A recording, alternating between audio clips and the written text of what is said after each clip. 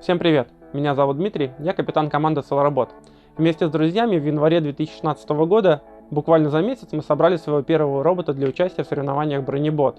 И да, я знаю, что многие называют это битвой радиоуправляемых газонокосилок. Но и есть те люди, для которых это стало интересным хобби, в котором они могут проявить свои творческие способности и инженерные идеи. Построить робота не такая сложная задача, как кажется на первый взгляд. Это могут сделать как опытные инженеры на заводах, так и родители с детьми в гараже. И хотя в России не очень развито данное направление, нам писало очень много зрителей с вопросами о сборке робота. Именно поэтому я решил выпустить видео, в которых подробно расскажу о том, как собраны роботы, с которыми мы ездили на соревнования, какие компоненты можно купить в России для сборки робота и какой минимальный набор инструментов нужен для всего этого. На примере робота Archie я покажу, как собрана ходовая, из каких компонентов собрана пневмосистема и как все это подключено к аппаратуре управления. Этот робот мы собирали к соревнованиям «Битва роботов» в Сочи в 2017 году. Его вес 108 кг, но при этом он может разгоняться до 25 км в час и способен поднимать до 8 тонн. Корпус робота был собран из холодной катанной стали толщиной 3,5 мм. Детали вырезаны ручным плазморезом и болгаркой. Сварочные работы выполняли полуавтоматом. Габаритные разметы: длина 1 метр, ширина 80 см и высота 40 см. Робот передвигается на двух колесах и никаких дополнительных роликовых опор не имеет. Каждое колесо приводится в движение мотором масштаба 1:8. Это бесколлекторный мотор, его мощность 2,5 кВт, и он вращается со скоростью 50 тысяч оборотов в минуту. Для понижения числа оборотов мы использовали редуктор от шуруповерта. Вал двигателя 5 мм, и на него напрессовывается шестерня с того же редуктора шуруповерта. В первых версиях мы использовали заводской корпус от шуруповерта, а во второй мы изготовили алюминиевый корпус, куда устанавливаются все внутренности редуктора, также сюда устанавливается подшипник и выходной вал. Многие команды используют коллекторные моторы на 350 и более ватт, но об этих моторах и как ими управлять я расскажу в следующем видео. Один из важных аспектов при конструировании и сборке робота – это его ремонтопригодность и удобство замены какого-либо узла.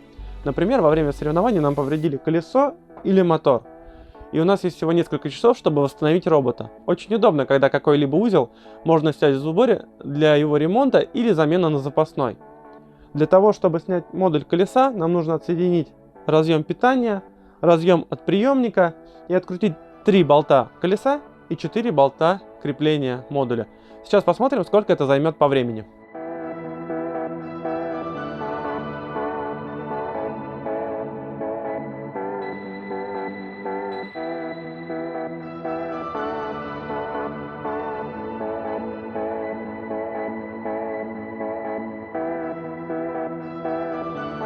Это заняло примерно 2 минуты. Так выглядит модуль привода в сборе.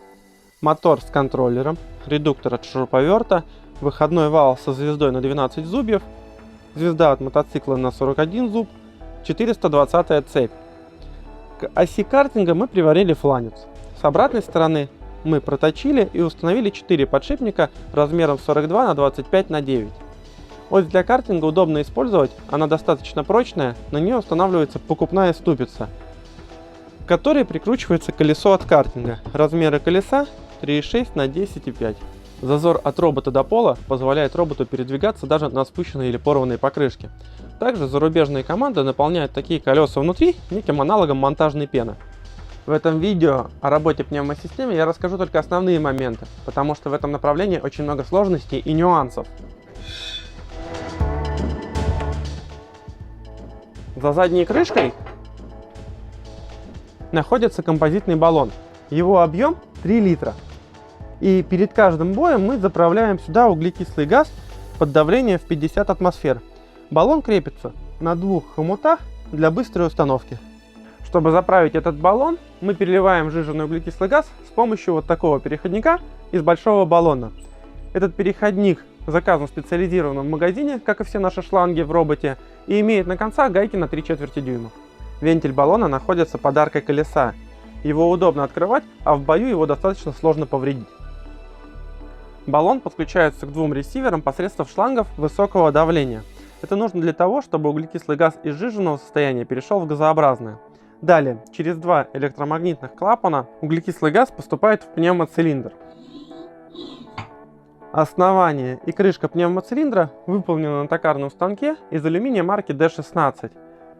Шток диаметром 55 мм и гильза приобретены в специализированных магазинах. При диаметре поршня 140 мм по расчетам можно получить усилие на штоке порядка 8 тонн. Но в данной конструкции важна не только сила подъема, но и также с какой скоростью углекислый газ попадает в систему. Поэтому мы используем два крана на 3/4 дюйма. Перейдем к электрической части. Вот пример простейшей схемы подключения моторов к аккумулятору и ключу безопасности. Мы используем многожильные провода в силиконовой оплетке, это 8 АВГ или 10 и 12 АВГ. Итак, подключаем разъемом XT60 контроллер, подключаем разъемом XT90 аккумулятор. Аккумулятор у нас на 5 ампер-часов, его напряжение примерно 24 вольта. Но на данный момент наша система не активна. Чтобы ее активировать, мы используем вот такие разъемы XT90. Это нужно для экстренного отключения робота. Наличие разъема является обязательным условием соревнования. Такие разъемы мы устанавливаем в роботе в каком-то скрытом месте, чтобы во время боя противник не мог его зацепить и обесточить все, но при этом удобно было экстренно отключить самим. Так, подключаем еще раз наш разъем. Наш контроллер активен. Осталось подключить к контроллеру приемник и активировать пульт. Все, по сути, наша система готова к работе. Пульт FlySky i6 имеет 6-канальный приемник. Одна из важных функций при выборе пульта, если будет потеря сигнала, робот должен мгновенно остановиться. Итак, покажу настройки пульта. Два контроллера подключены к первому и второму каналу. Заходим в настройки. Доходим до пункта Elevon и включаем этот пункт. Долгим нажатием Cancel сохраняем этот параметр. Это нужно для того, чтобы управлять роботом с одного стика. Настройки пульта FlySky под свои задачи вы можете найти в интернете. Для управления электромагнитным клапаном мы собрали вот такой контроллер. У него два независимых выхода на клапана, разъем для подключения подсветки XT30, разъем питания XT60, такой же, как и на контроллере двигателя, и два разъема для подключения к приемнику. Мы используем два канала. Один канал — это нажатие кнопки, а второй канал — это активация оружия. То есть, если нам нужно активировать пневмный лифт, мы переключаем этот тумблер, и после этого будет срабатывать нажатие на эту кнопку. На пульте раньше был тумблер, мы заменили его на кнопку без фиксации. Контроллер нужен для того, чтобы регулировать время открытия клапана. Время работы подбирается экспериментально. У нас это 150 миллисекунд. На данный момент мы выпустили пробную партию контроллеров. Он собран на базе Arduino Micro. Мы надеемся, что этот готовый контроллер упростит задачи по управлению различными механизмами в роботе. Arduino выбрано, потому что для многих начинающих робототехников будет очень удобно с ней работать. Есть много документации и примеров программного кода. Контроллер имеет 4 выходных канала с разъемом XT30 и разъем XT60 для подключения питания. Всю информацию о контроллере, его функциях и примерах кода можно прочитать по ссылке в описании. Надеюсь, я подробно рассказал, как мы собрали этот робот. Старались использовать максимально готовые компоненты, а из оборудования нам потребовалась только сварка, болгарка, плазморез и токарный станок. Если у вас остались какие-то вопросы, пишите в комментариях, я постараюсь ответить на них в следующем видео.